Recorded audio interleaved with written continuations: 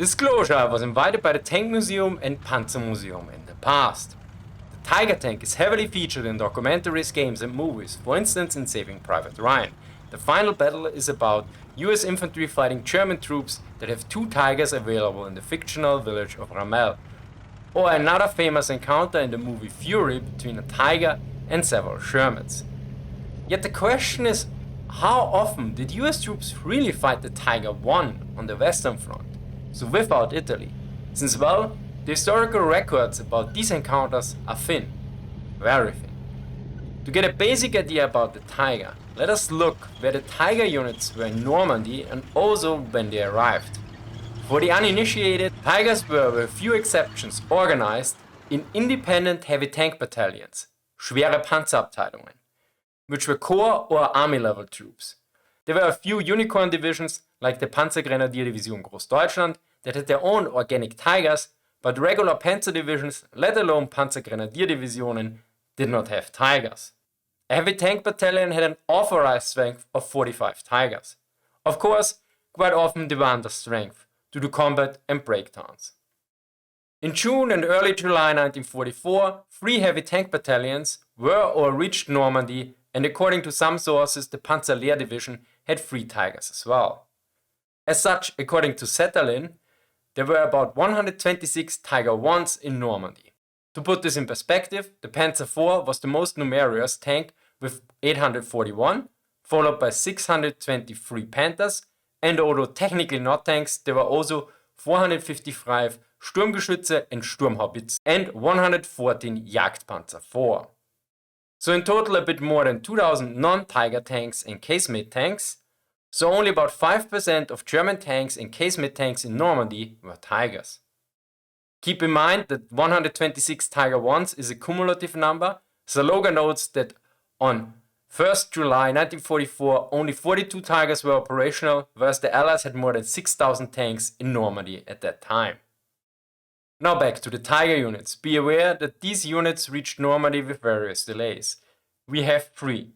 The schwere SS Panzerabteilung 101, of which Michael Wittmann was part of, the schwere SS Panzerabteilung 102, and finally the schwere Panzerabteilung 503. The heavy SS Tank Battalion 101 reached Argentan on 8th June 1944, whereas the 102nd reached Sergefontein only on the 2nd July 1944. So almost 1 month after the initial landings. Similarly, the 3rd Tiger Battalion, the 503rd, reached Argentan on 4th July 1944. If we look where these Tiger units were deployed, we notice that they were mostly used around the city of Caen, where the British and Canadian troops were fighting. Now according to Stephen Zaloga, he could verify only a handful of engagements, where German Tiger Is were engaged by US troops, but not necessarily the other way around, as the first encounter shows. Note, here we will discuss both confirmed and possible encounters. So let's begin. The first US Army contact with Tiger Is in France occurred on August 28, 1944 as a spin-off of the Caen fighting. 3 battle-damaged Tiger I tanks had been put on railroad flat cars and sent toward Germany for rebuilding. The train reached as far as Braine, northeast of Paris, where it was intercepted by elements of the US 3rd Armored Division. Some M15A1 anti-aircraft half-tracks of the 486th AAA Automatic Weapons Battalion spotted the train and saw the German troops try to get into the stationary Tigers. They swept the troops away from the tanks using the M15A1's 37mm autocannon and 50cm heavy machine guns.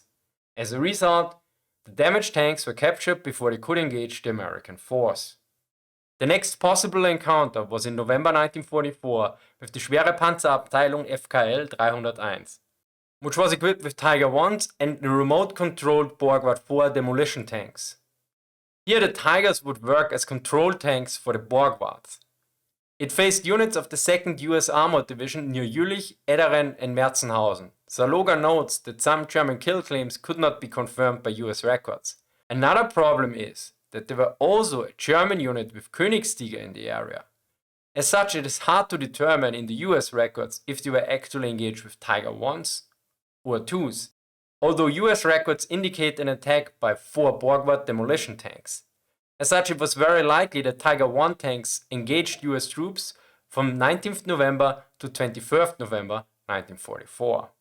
Another confirmed encounter was on 6 December 1944. Here again, the Schwere Panzerabteilung FKL 301 took part.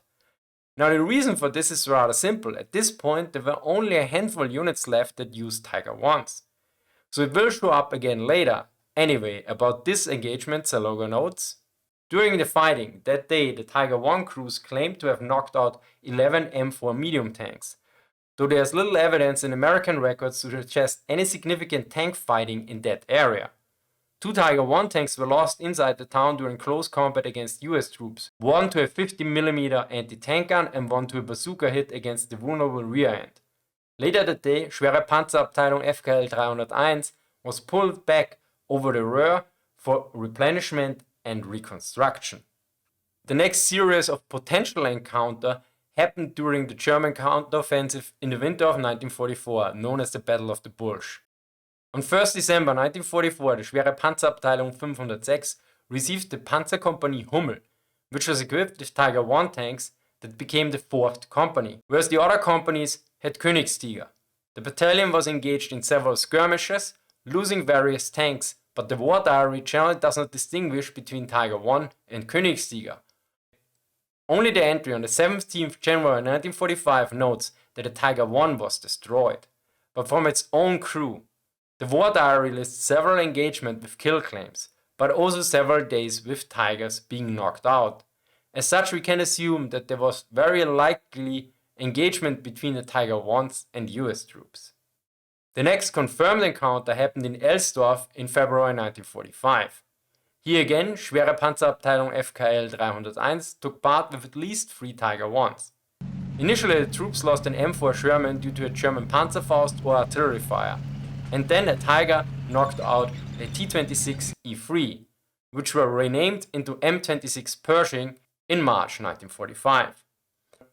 While reversing, the Tiger got stuck in the rubble of a house and was abandoned by its crew. The next day, infantry pushed German tanks out of town. Supporting US troops lost 2 tanks.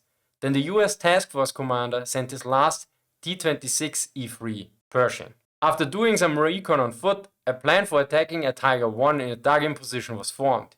Yet upon moving towards the Tiger, it was leaving its position, which exposed the vulnerable bottom to the Pershing crew. 2 armor-piercing rounds were fired and 1 high-explosive round that killed the crew, according to US tank commander. Zaloga adds that according to the after-action report, that 2 high-explosive rounds were fired on the burning tank when the crew tried to escape. The same task force encountered the German Tiger unit again in March near Rogendorf. Here 1 Tiger was knocked out. There was another potential encounter in April 1945 near Dessau of a Super Pershing with an alleged Tiger. Although Zaloga notes that most units had either lost all their Tigers, including the Königstigers, and or surrendered.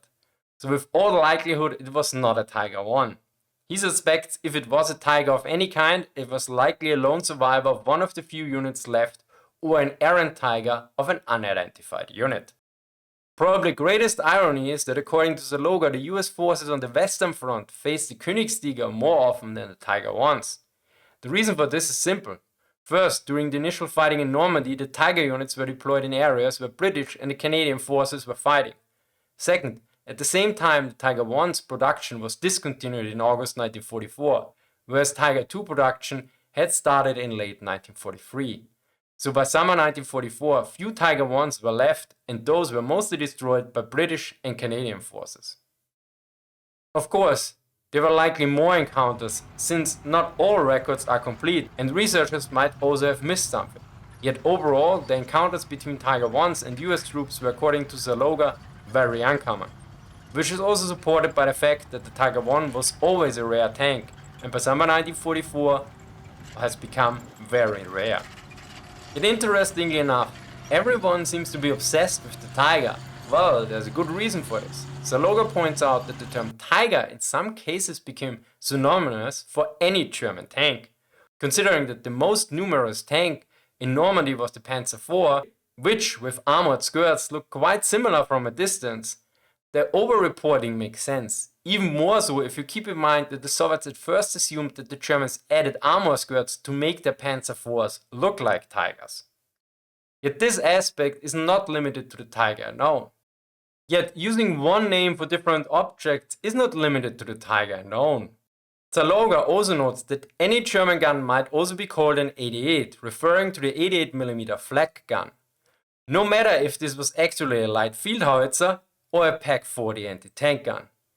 This was not limited to US troops. For the Eastern Front, some argue that German soldiers in 1941 likely called the heavy KV-1 tank a medium T-44 tank, whereas the KV-1 was strong armored. I remember seeing a photo of a KV-1 in the German Panzer Division history that was written after the war, where the caption was T-34. This seems to be in line with a statement by the Panzer officer at the German General Staff from summer 1944, where he complained that the tank identification by troops was still lacking, whereas aircraft identification worked. To conclude, although the Tiger I is likely the most popular German World War II tank, this omnipresence in modern media is absolutely not reflected on the battlefield of the Second World War. It was a rare tank, particularly for US forces, since the majority of the units that fought the Tiger I were either the Soviet, British or Canadian units. Particularly after D-Day, US forces rarely ran into any Tiger Is, since production had ceased and the Tiger was never produced in large numbers to begin with. Thank you to the Tank Museum at Bovington and the Panzer Museum Munster for inviting me. Thank you to Andrew for suggesting this topic and reviewing the script. Thank you for watching and see you next time.